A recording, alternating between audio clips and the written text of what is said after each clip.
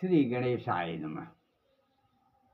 ओम मनोजयं मारुतुल्यवेगं जितेन्द्रियं बुद्धिमतां वरिष्ठं वातात्मजं वानरयूथ मुख्यं श्रीरामदूतं शरणं प्रपद्ये।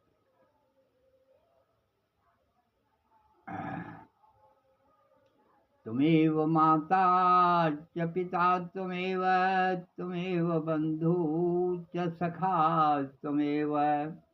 त्वमेव विद्या द्रविणं त्वमेव सर्वं मम देव। या देवी सर्वभूतेषु मायारूपेण संस्थिता नमस्तस्यै नमो नमः। या देवी सर्वभूतेषु बुद्धिरूपेण संस्थिता नमस्तस्यै नमो नमः। यावत गंगा जमुन जलधारा अचल रहे यही बात तुम्हारा।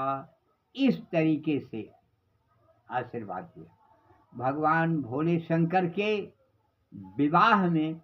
इस तरीके का आशीर्वाद ब्रह्मा आज सभी देवता दे करके और माता पार्वती का विवाह संपन्न की है। और नाना प्रकार के ऋषि मुनि महात्मा और सब जुटे हुए हैं और नाना प्रकार के आशीर्वाद आज बाबा भोले और पार्वती को दे रहे हैं। भोलेनाथ बाबा बहुत आज प्रसन्न हो रहे। इसके बाद विष्णु भगवान आकर के फूल लेकर के और फल लेकर के बाबा भोलेनाथ के हाथ में और माता पार्वती के हाथ में रख करके और फूलों की वर्षा करते हुए यह मंत्र बोल रहे हैं कि वरुणा चकती कर गए अब बगहा पर यशवार और पलस सहित यह आशीष हमारो अचल रहे यही बात तुम्हार।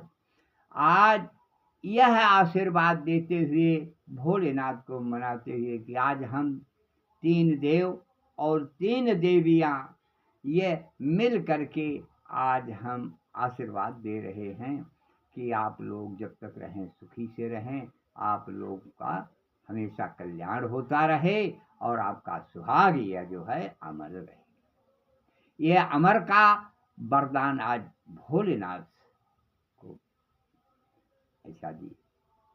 और अमरत्व का वरदान तो इनको बहुत पहले से ही मिल चुका है, लेकिन माता सीता ने रामा अवतार में त्रेता युग में माता सीता ने हनुमान रूपी शंकर को यह वरदान दिया है लंका में। अजर अमर गुण निधि सुत हो। देखिए यही माता ने यह अमर का वरदान जो है हनुमान जी को आज मिला। तो उस समय हनुमान जी अपने मन में सोचे कि माता की आज्ञा से तो मैं जंगल में जा रहा हूँ फल खाने के लिए, और ये आशीर्वाद मुझे दे रही हैं कि अजर अमर गुण निधि सुत हो, हे पुत्र जाओ तुम अजर अमर हो जाओ। तो हनुमान जी विचार करने के लिए कि आज माता के मुख से मुझे यह आशीर्वाद मिल रहा है, तो जब हम अजर अमर हो गए तो अब हमको जरूरत क्या है, चलो अब हम फल भी खाएंगे और रावण के बल का अनुमान भी लगाएंगे, उनका कहाँ अस्त्र शस्त्र है और उनके यहाँ कितने कैसे वीर हैं, अब हम देख करके तभी हम राम को संदेश पहुंचाएंगे। हनुमान जी ये सोच करके माता से फल खाने की आज्ञा लेकर के अशोक वाटिका में वृक्ष में पहुंचे। अब वहां जाने पर हनुमान जी ने कुछ फल तो तोड़ तोड़ करके खाया ही, और बाद में जा करके वृक्षों को उखाड़ना हिलाना और फलों को तोड़ना, ये सब आ करके दुष्ट राक्षस उनको मना कर रहे हैं। और मना करने पर हनुमान जी को मार पीट रहे हैं ढेला चेका से। इस तरीके से हनुमान जी उन राक्षसों को मार पीट करके भगाया। जा करके लंका में राजा रावण को बताया कि एक बंदर आया है और वह फलों को वाटिका को ही जाड़ फेंक रहा है। कहा ठीक है। तो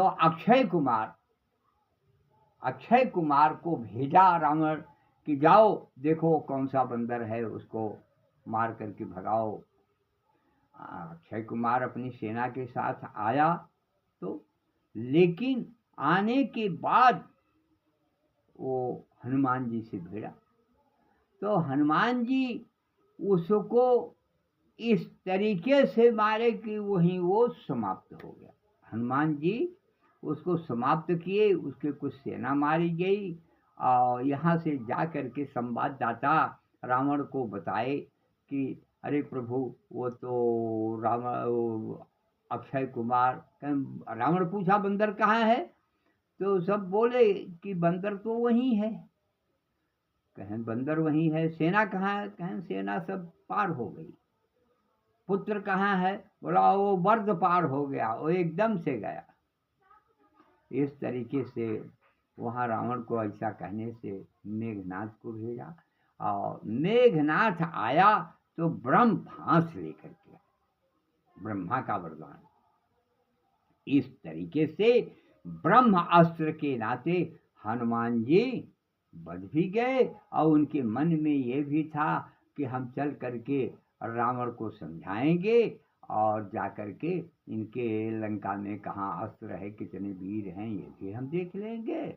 और माता का आशीर्वाद तो हमारे साथ है ही है, हम अजर अमर हैं, तो हमको चिंता किस बात की। वहाँ गया। जाने के बाद रावण के सामने रावण वार्तालाप करता है हनुमान जी से कि तुम कौन हो बंदर, कहाँ से आए हो, कौन हो, सब नाना प्रकार का प्रश्न किया। और करने के बाद हनुमान जी ने बहुत समझाया रावण को कि देखो रावण, इसी में तुम्हारी भलाई है, हैं? और अक्षय कुमार को मारा क्यों हनुमान जी? अक्षय कुमार के लिए डर था। एक श्राप के कारण अंगद यहाँ नहीं आ रहे थे। दुर्वासा ऋषि ने श्राप दे दिया था और इस श्राप के कारण अंगद को लंका में आने में थोड़ा सा संदेह, और भी संदेह था। माता मंदोदरी जो है वो भी माता थी और इस तरीके से माता के नाते भी अंगद को संदेह था। इसलिए अंगद आने में संदेह किए। तो वही हनुमान जी आकर के लंका में अपने बल का प्रदर्शन क्या किए, अपने प्रभु राम के गुण का अनुवाद किया और रावण को नाना प्रकार से समझाते हुए और कहते हुए कि रावण अब भी मान जाओ, अब भी समय है, नहीं तो तुमको बचाने वाला कोई भी नहीं है। न ब्रह्मास्त्र, न शंकर का, न किसी का कुछ भी यहाँ चलने वाला नहीं है। सब व्यर्थ हो जाएगा और तुम्हारा कुल खानदान भी नष्ट हो जाएगा। और यह बात रावण बहुत पहले से जानता था। जब सीता स्वयंवर में भी रावण ने देखा कि यह धनुष टूटेगा उसी से और शंकर जी इस पर विराजमान हैं। तो शंकर जी ने कहा कि अगर धनुष छुओगे तो अभी अभी तीसरा नेत्र खोल करके मैं भस्म कर दूंगा। तो इससे रावण दूर हट गया और वहाँ धनुष पर लिखा है धनुष उसी से टूटेगा।